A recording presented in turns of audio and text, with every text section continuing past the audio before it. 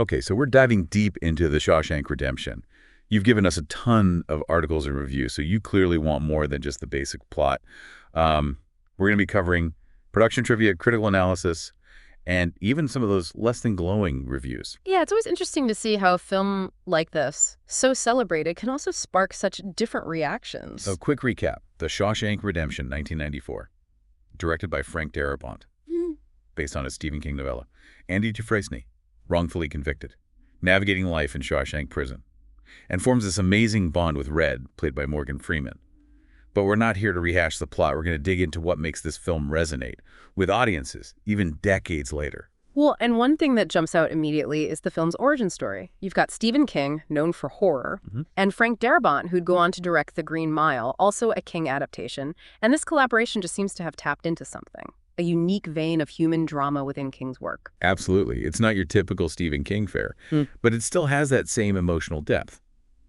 Speaking of depth, this film consistently tops best of lists, Yeah. including IMDb's top 250. Which is pretty remarkable considering it was a box office flop initially. Think about that, a film that really struggled to find an audience on release, and now it's a modern classic. It found its audience through home video and cable, proving that sometimes these things take time to really connect. It's like a slow burn. People discover it, revisit it, and suddenly it becomes a cultural touchstone. But even with all the acclaim, it still didn't snag any of the 7 Oscars it was nominated for. Right, 1995 was a tough year. You had Forrest Gump and Pulp Fiction as major contenders. It really makes you think about the factors that influence those awards.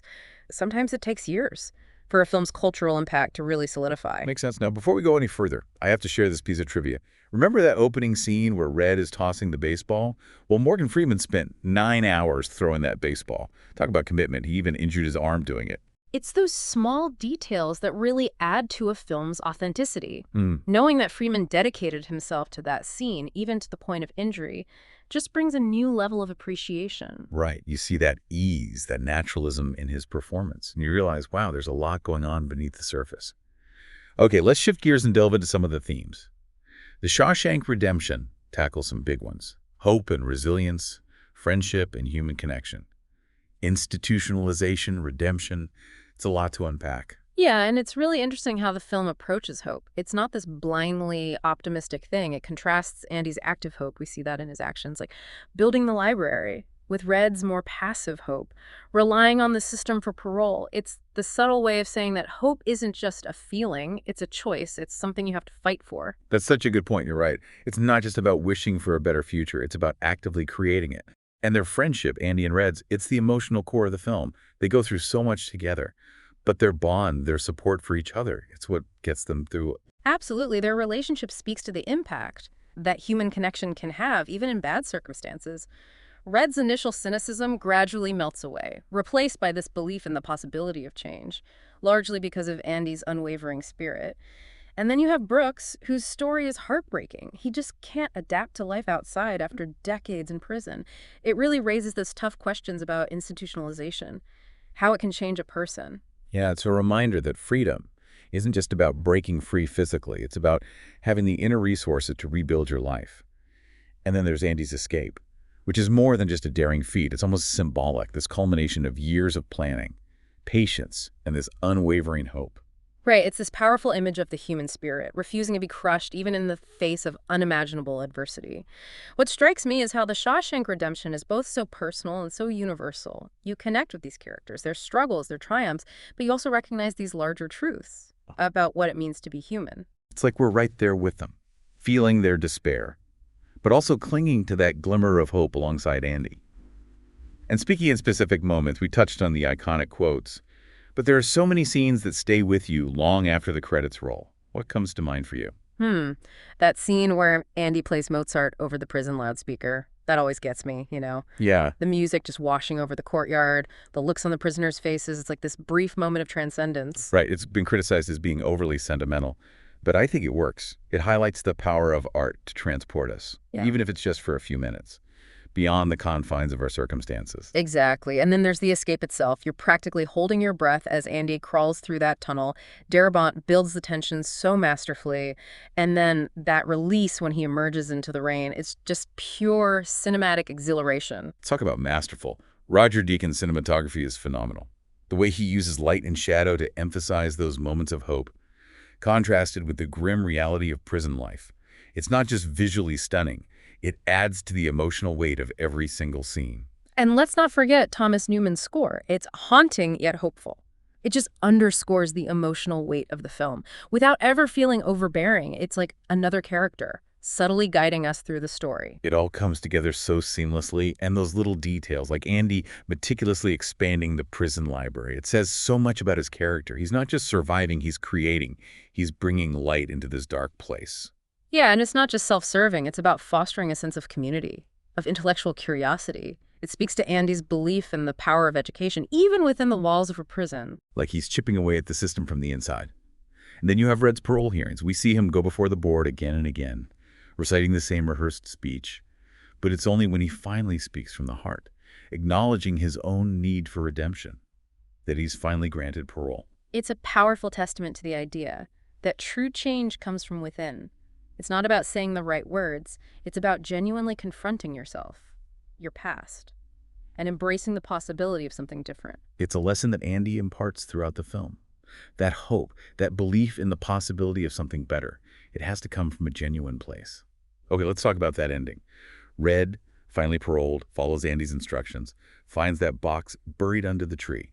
Inside, money, a letter, an invitation to Zihuatanejo. That scene, Red walking along that beach toward Andy, it's etched in cinematic history. It's the culmination of everything they've endured, a testament to the power of hope and the unbreakable bonds of friendship. And that imagery, the vastness of the Pacific Ocean, it's like a visual representation of freedom, of endless possibilities. It's such a perfect ending. But it makes you think, could a film like The Shawshank Redemption, with its focus on character, dialogue, emotional depth, be made today? And would it resonate with audiences the same way? Now that's a question worth exploring. The cinematic landscape has shifted so dramatically since 1994. I mean, we're in the age of superhero epics, CGI spectacles, fast-paced action. Would a film like this even get made in today's Hollywood? Well, it would be a gamble. It would require a studio willing to prioritize substance over spectacle and an audience receptive to a more introspective, character-driven narrative. I mean, the themes are timeless. Hope, resilience, the power of human connection, these resonate across generations. But could they compete with the sensory overload of these modern blockbusters? It's hard to say. We're bombarded with visual stimuli, our attention spans are shorter, and there's just the cynicism that pervades contemporary storytelling. Would a film set entirely within a prison, with its inherent limitations, capture the imagination of today's viewers? It's a challenging concept, there's no doubt. But I think there's this growing hunger for authenticity, for stories that delve into the complexities of human experience. Perhaps there's space for both, a place for the grand spectacle and the intimate character study. Exactly, there's room for both. And maybe The Shawshank Redemption can be a reminder, a blueprint even, for filmmakers today. A reminder that sometimes the most powerful stories are the ones that focus on the human element, the connections we forge, the resilience we find within ourselves. It's a film that teaches us about hope, about the importance of holding on to that belief, even when surrounded by darkness. Isn't that a message we need now more than ever? Absolutely. In a world that often feels chaotic and uncertain, The Shawshank Redemption offers a beacon of light. It reminds us that even when facing adversity, the human spirit can endure. It can triumph. It really makes you wonder if a studio would take that chance today. Yeah. A film like Shawshank, it's all about nuance, building those relationships, those quiet moments of reflection. It's not about explosions and car chases. Right, and that's what makes it so compelling. It draws you in, makes you invested in these characters, their struggles, their hopes. It's a slow burn, but man, the payoff is so rewarding. But would today's audiences even have the patience for that? I mean, we're so used to instant gratification, constant stimulation. Would a film that asks us to slow down, pay attention, would it really resonate? It's a valid concern. We live in a world of sound bites and fast cuts. But, I think there's this counter-movement brewing, this desire for substance, for stories that dig a little deeper, that challenge us emotionally and intellectually. So maybe it's about finding that balance. You can have your big budget spectacles, your superhero franchises, but also make room for these smaller, character-driven stories. Exactly. There's room for both. And perhaps The Shawshank Redemption can serve as a reminder, a blueprint even, for filmmakers today, that sometimes the most powerful stories are the ones that focus on the human element, the connections we make, the resilience we find within ourselves. It's a film that teaches us about hope, the importance of holding on to that belief, even when surrounded by darkness. And isn't that a message we need now more than ever? Absolutely. In a world that often feels chaotic and uncertain, the Shawshank Redemption offers this, like, beacon of light. It reminds us that even when we're facing adversity, the human spirit can endure, it can triumph. And it shows us the power of art, of music, of storytelling itself, Andy's determination to build that library, to share that beauty of music with his fellow inmates. It's a testament to the idea that art can uplift, it can heal, it can connect us in really profound ways. Yeah, and it makes you wonder, what are those stories that are shaping our lives? What narratives are we choosing to embrace? Are they stories of hope, resilience, connection? Or are they stories that feed into fear, division, despair? That's a really powerful question to leave our listener with. And I think it speaks to the enduring legacy of the Shawshank Redemption. It's not just a film. It's an invitation to examine our own lives, to seek out those stories that nourish our souls, that remind us of what truly matters. Well said. And with that, I think our deep dive into the Shawshank Redemption has come to a close. It's been a privilege exploring this film with you. And to our listener, we encourage you to keep diving deep, keep seeking those stories that illuminate the human experience, that challenge us to think critically, and that ultimately inspire us to live more meaningful lives.